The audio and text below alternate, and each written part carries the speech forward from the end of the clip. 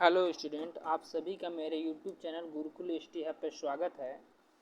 जैसा कि मैं आप लोगों से बता रहा था कि मैं बिहार पुलिस का जो साइंस वाला पोर्शन है मैं कवर करने वाला हूं। आपको अपने यूट्यूब चैनल पर पूरा वीडियो धीरे धीरे अपलोड करूंगा। तो उसी क्रम में मैं बायोलॉजी शुरू करने जा रहा हूँ। तो आप लोग तैयारी शुरू कर दीजिए और आप हमारे साथ पूरा वीडियो को देखते रहिए। और मैं इस पे पहले आपको थियरी टाइप का इसमें जो रहेगा उसको बताऊंगा, उसके बाद फिर इसका एमसीक्यू टाइप का जो रहेगा उसको भी मैं कराऊंगा। तो आप लोग जो हमारे वीडियो को चैनल को हमारे सब्सक्राइब नहीं किए हैं सब्सक्राइब कर लीजिए, वीडियो को लाइक और शेयर करते रहिएगा। चलिए हम लोग बायोलॉजी पढ़ते हैं। बायोलॉजी क्या होता है? तो विज्ञान की वह शाखा जिसमें जीव और जंतुओं का अध्ययन किया जाता है उसे क्या कहते हैं? उसे जीव विज्ञान या बायोलॉजी कहते हैं। बायोलॉजी में सबसे पहले हम सेल से शुरू करेंगे। सेल मतलब कोशिका होता है। तो आइए जाने सेल और कोशिका होता क्या है। जैसे मान लीजिए अगर हमें कोई मकान है तो मकान कोई अगर ये बड़ा मकान है तो ये मकान कैसे बना होता है? मकान क्या होता है? ईंट से बना होता है। ईंट से क्या बनेगा? ईंट से बनेगा कमरा। कमरा से क्या बनेगा? फ्लैट बनता है। और फ्लैट से क्या बनता है? मकान बनता है। ईंट से क्या बनेगा? एक कमरा बनेगा। कई ढेर सारे कमरे मिलके क्या बनाएंगे? फ्लैट बनाएंगे। एक फ्लैट, उसके बाद सेकेंड फ्लैट होता है। जैसे फर्स्ट फ्लोर है, सेकेंड फ्लोर है, थर्ड फ्लोर है, तो फ्लैट बनता है ना। और उसके बाद इस सारे फ्लोर फ्लैट मिलके क्या बनाते हैं? मकान बनाते हैं। इसी प्रकार सेल मिलके क्या बनाता है? टिश्यू मतलब कोशिका ऊतक बनाता है। कोशिका मिलके क्या बनाता है? ऊतक बनाता है। ऊतक बनाता है। ऊतक मिलके क्या बनाते हैं? आर्गन बनाते हैं, मतलब अंग बनाते हैं। और आर्गन मिलके क्या बनाता है? बॉडी। जैसे हमारा शरीर कितने अंगों से बना हुआ है? देखिए, नाक है, नाक होता है, अंगुली होते हैं, हाथ होता है, पैर होता है, मतलब ढेर सारे अंग से मिलकर क्या बनता है? बॉडी बनता है।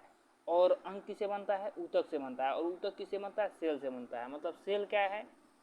हमारे शरीर का सबसे छोटा इकाई है। इसीलिए सेल का डेफिनेशन क्या होता है? Cell is the structural unit in functional unit of body और life. Cell is the structural unit and functional unit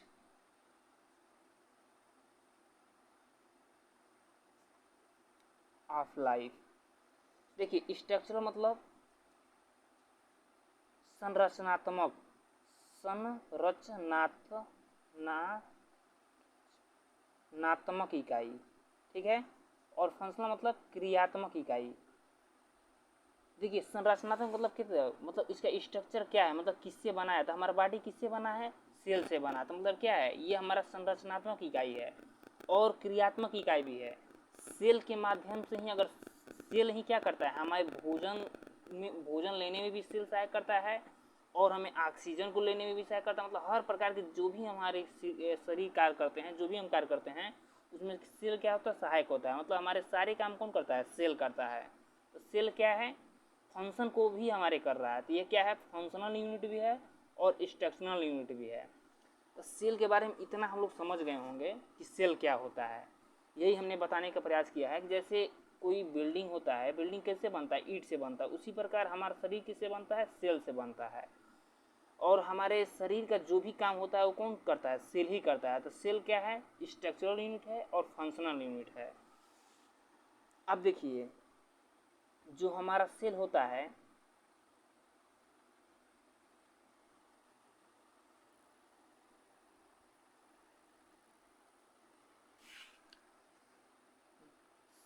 cell का खोज किसने किया?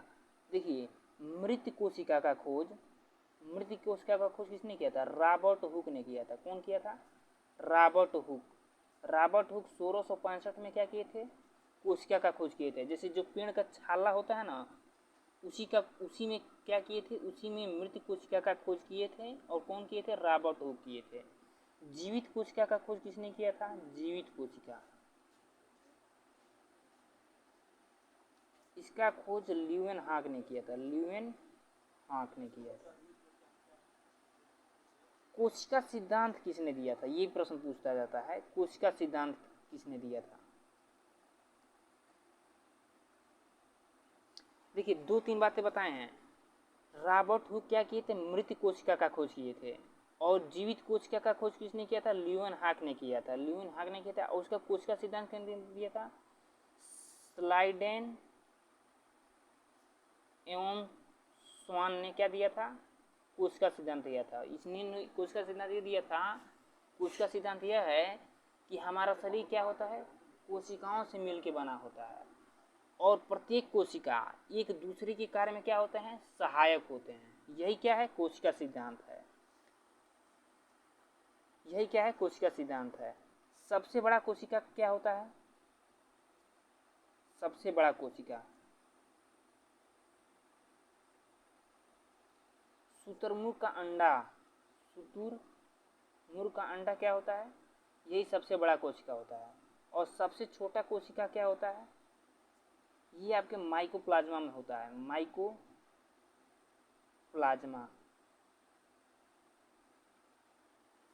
में क्या होता है? सबसे छोटा कोशिका होता है। और सबसे लंबी कोशिका कहाँ होता है? सबसे लंबी कोशिका कहाँ होता है? ये होता है न्यूरॉन में।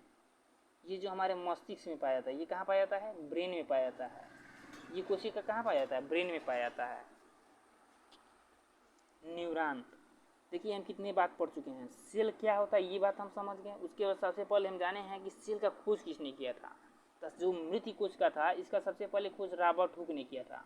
अगर केवल कोशिका का खोज पूछेगा ना कि कोशिका का खोज किसने किया, तब क्या लगाएंगे? रॉबर्ट हुक लगाएंगे। और जब मृत कोशिका पूछेगा तब भी रॉबर्ट हुक लगाएंगे। अगर जीवित कोशिका पूछेगा तब क्या कहेंगे? ल्यूवेनहॉक। कोशिका सिद्धांत किसने दिया था? स्लाइडेन एवं स्वान ने दिया था। अब हम कहें सबसे बड़ा कोशिका क्या होता है? शुतुरमुर्ग का अंडा होता है। क्या होता है? शुतुरमुर्ग का अंडा। सबसे छोटा का कोशिका क्या होता है? ये होता है आपका माइकोप्लाज्मा। और सबसे लंबी कोशिका क्या होती है? वो होती है न्यूरॉन, ब्रेन में जो पाया जाता है। अब मनुष्य में सबसे बड़ी कोशिका क्या होता है? सबसे बड़ी कोशिका ओवम होता है। जो फीमेल में पाया जाता है ओवम, वो क्या होता है? सबसे बड़ा कोशिका होता है। और सबसे छोटा कोशिका क्या होता है मनुष्य में? स्पर्म पाया जाता है। स्पर्म। जो मेल का स्पर्म होता है वो क्या होता है? सबसे छोटी कोशिकाओं से मिलकर बना होता है। सबसे छोटी कोशिकाओं से मिलकर बना होता है स्पर्म। और सबसे बड़ी कोशिका क्या होती है मनुष्य में? ओवम होती है, जो फीमेल में होता है। अब हम लोग सेल के अंदर क्या होता है और सेल के बारे में पढ़ेंगे। जैसे देखिए सेल जो होता है ना, वह एक पतली झिल्ली से ढका रहता है, जिसे क्या कहते हैं हम लोग? सेल मेम्ब्रेन कहते हैं। क्या कहते हैं? Cell membrane. इसको क्या कहते हैं? जो पतली झिल्ली रहता है इसको कहते हैं सेल मेम्ब्रेन।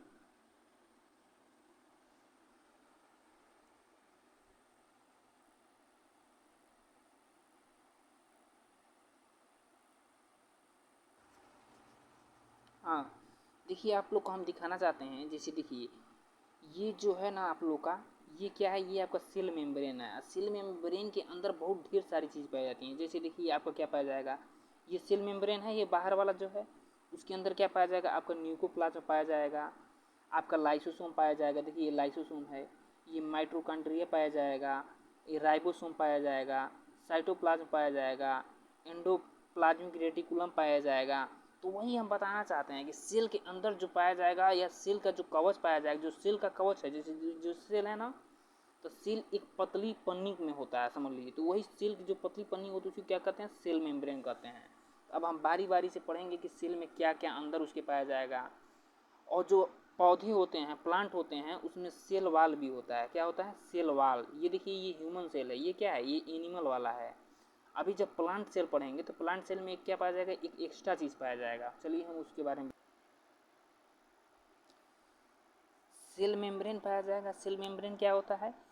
एनिमल और प्लांट दोनों में पाया जाता है। एनिमल और प्लांट दोनों में पाया जाता है। यह क्या होता है? ये प्रोटीन से बना होता है। ये क्या होता है? प्रोटीन से बना होता है।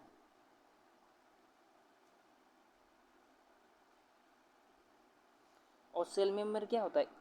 जानवरों में पाया जाता है और पौधों दोनों में क्या होता है? पाया जाता है। ठीक है।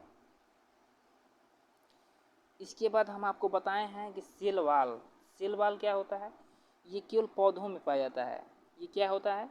ये केवल पौधों में पाया जाता है। ये केवल किस में पाया जाता है? प्लांट में पाया जाता है। प्लांट में पाया जाता है। किससे बना होता है? सेलुलोज से बना होता है, सेलुलोज से बना होता है। इसका काम क्या होता है? ये एक्स्ट्रा सेफ्टी देता है। ये क्या कहता है? एक्स्ट्रा सेफ्टी देता है। ठीक है, जैसे हम लोग को एक्स्ट्रा सेफ्टी की आवश्यकता नहीं है, लेकिन क्या होता है पौधों में, देखिए क्या होता है, जो सेल वाल होता है काफ़ी मजबूत होता है, सेलुलोज का बना होता है और काफ़ी मजबूत होता है। क्या करता है? पौधों को क्या करता है? बहुत ज़्यादा एक्स्ट्रा सेफ्टी देता है। अभी अभी हम लोग पढ़े हैं कि सेल के अंदर क्या क्या पाया जाता है, बताए थे कि लाइसोसोम पाया जाता है, माइटोकॉन्ड्रिया पाया जाता है, उसके बाद आपका गोल्जी बॉडी पाया जाता है, सेंट्रोसोम पाया जाता है, सेंट्रोसोम पाया जाता है। देखिए ये क्या है? ये आपका है माइटोकॉन्ड्रिया, माइटोकॉन्ड्रिया है। ठीक है, ये क्या है? आपका गोल्जी बॉडी है, गोल्जी बॉडी है। ये क्या है? ये आपका है सेंट्रोसोम। ये क्या है? आपका लाइसोजाइम है, लाइसोजाइम। चलिए हम लोग पहले से पढ़ते हैं माइटोकॉन्ड्रिया क्या होता है। क्या होता है?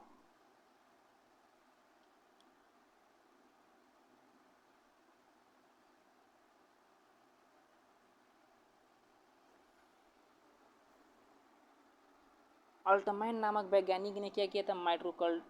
माइटोकॉन्ड्रिया का खोज किया था, अल्टमैन नामक वैज्ञानिक ने। ठीक है, और माइटोकॉन्ड्रिया बहुत महत्वपूर्ण होता है, क्योंकि क्या होता है, इसी में हम इसको हम लोग कहते हैं power of energy house, power house of energy, power house of energy. यह क्या करता है? हम लोग के ऑक्सीजन यहीं जाता है और यहीं से क्या होता है, ऑक्सीजन यहाँ पर जाएगा। ऑक्सीजन क्या क्या करेगा? ये ग्रहण करेगा। ऑक्सीजन को ग्रहण करके क्या बनाता है? एटीपी बनाता है। और जब 38 एटीपी मिल जाते हैं, 38 एटीपी मिल जाते हैं तो क्या बनता है? ग्लूकोज बनता है। क्या बनता है? ग्लूकोज बनता है। तो यहीं क्या बनता है? यहीं पर हम लोग का एनर्जी बनता है, मतलब यहाँ पर हम लोग क्या बनता है? ऊर्जा बनता है। कहाँ बनता है? माइटोकॉन्ड्रिया, जो कहाँ होता है? सेल के अंदर पाया जाता है। ठीक है, माइटोकॉन्ड्रिया का खोज किसने किया था? अल्टमैन नामक वैज्ञानिक ने किया था। माइटोकॉन्ड्रिया क्या करता है? ये ऑक्सीजन को ग्रहण करके एटीपी बनाता है। एटीपी का फुल फॉर्म होता है adenosine triphosphate, adenosine triphosphate. 38 ATP मिल के क्या बनाते हैं? ग्लूकोज बनाते हैं। मतलब माइटोकॉन्ड्रिया ही क्या करता है? ऊर्जा का निर्माण करता है, इसीलिए इसको क्या कहते हैं? ऊर्जा घर कहते हैं। तो पावर हाउस ऑफ एनर्जी इसको कहते हैं। ठीक है, इतना याद रखिएगा इसके बारे में। चलिए अब आगे चलते हैं हम लोग। अब हम लोग पढ़ते हैं गोल्जी बॉडी। क्या पढ़ेंगे? Golgi body, Golgi body. देखिए गोल्जी बॉडी होता क्या है, इसका काम क्या है? ये काम करता है ट्रांसपोर्टेशन का काम करता है, ट्रांसपोर्टेशन,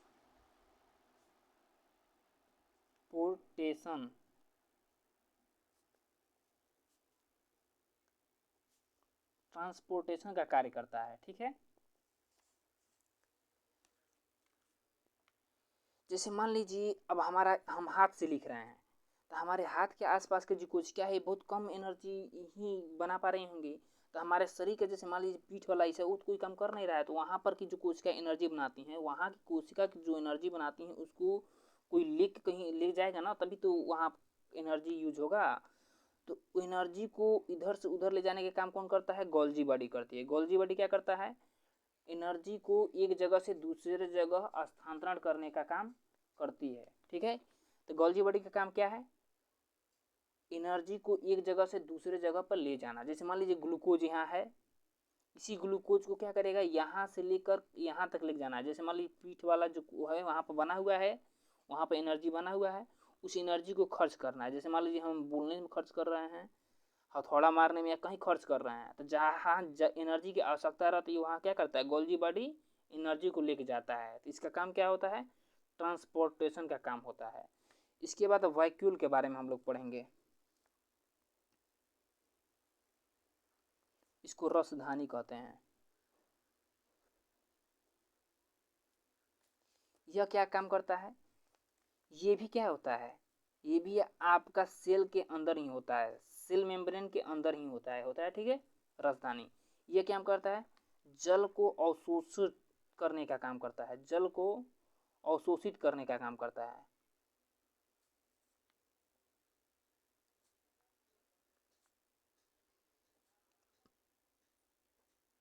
जल को क्या करता है, अवशोषित करने का काम करता है। चलिए जितना हम पढ़ाएं उतना रिपीट कर दे रहे हैं एक बार।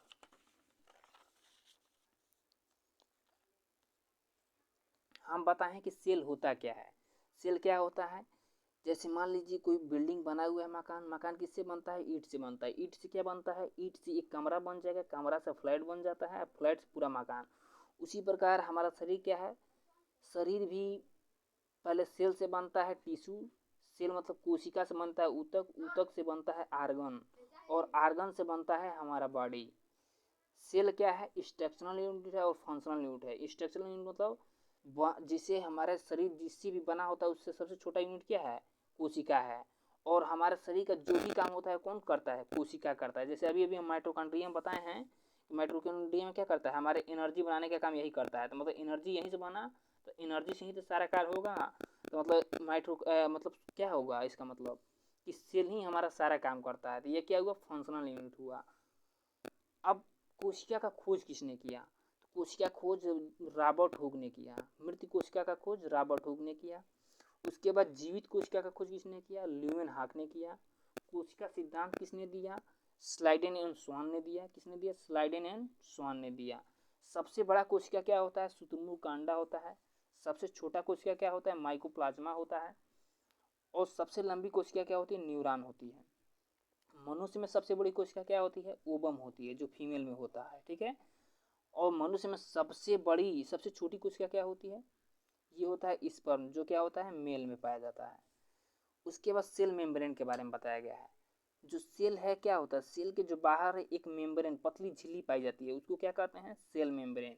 और ये एनिमल और प्लांट दोनों मतलब जानवरों में भी पाया जाता है और पौधों में भी पाया जाता है। सेल मेम्ब्रेन किससे बना होता है, प्रोटीन से बना होता है।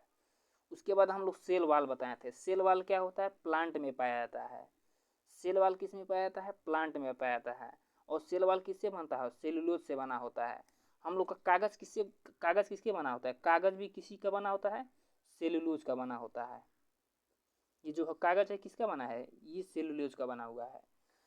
और सेल वाल का कार्य क्या होता है, ये एक्स्ट्रा सेफ्टी देता है। ये क्या करता है, एक्स्ट्रा सेफ्टी देता है। अब हम बताए हैं कि सेल के अंदर बहुत ढेर सारे छोटे छोटे कोशिकांग पाए जाते हैं। जैसे एक बताए हैं, माइटोकॉन्ड्रिया पाया जाता है, गोल्जी बॉडी पाया जाता है, सेंट्रोसोम पाया जाता है, लाइसोजाइम पाया जाता है, और वैक्यूल रसधानी अभी भी हम बताए हैं, क्या वैक्यूल रसधानी भी पाया जाता है। अब हम लोग बारी बारी से एक एक के बारे में पढ़ेंगे। माइटोकॉन्ड्रिया, माइटोकॉन्ड्रिया का खोज किसने किया है, अल्टमैन ने किया है।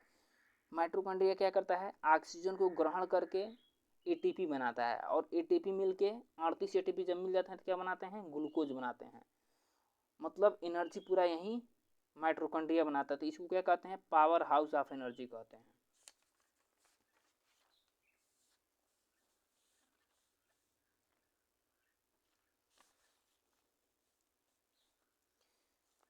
गोल्जी बॉडी, गोल्जी बॉडी क्या करता है, जो भी एनर्जी है उसका एक जगह से दूसरी जगह पर क्या करता है, स्थानांतरण करता है। वैक्यूल राजधानी क्या करता है, वैक्यूल राजधानी क्या करता है, जल को अवशोषित करता है। जल को क्या करता है, अवशोषित करता है। कोशिका में जल का बहुत उपयोग होता है, और ग्लूकोज बनाने में भी क्या होता है, में भी जल की बहुत ज़्यादा आवश्यकता होती है। तो जल की आवश्यकता के लिए क्या करता है, वैक्यूल जल को अवशोषित करके अपने पास रखता है, जब जरूरत पड़ता है तो सेल को देता रहता है। तो वैक्यूल का काम क्या हुआ, जल को अवशोषित करने का काम। गोल्जी बॉडी का ट्रांसपोर्टेशन का काम हुआ। वीडियो यहीं पर रोकते हैं, काफ़ी लंबा हो गया है। कल से हम लोग यहीं आगे से पढ़ेंगे और इस पर MCQ भी करेंगे। जैसे ही ये टॉपिक समाप्त होगा तो इस टॉपिक पर जितने MCQ बन सकते हैं उसको MCQ कराएंगे। Okay, thanks for watching.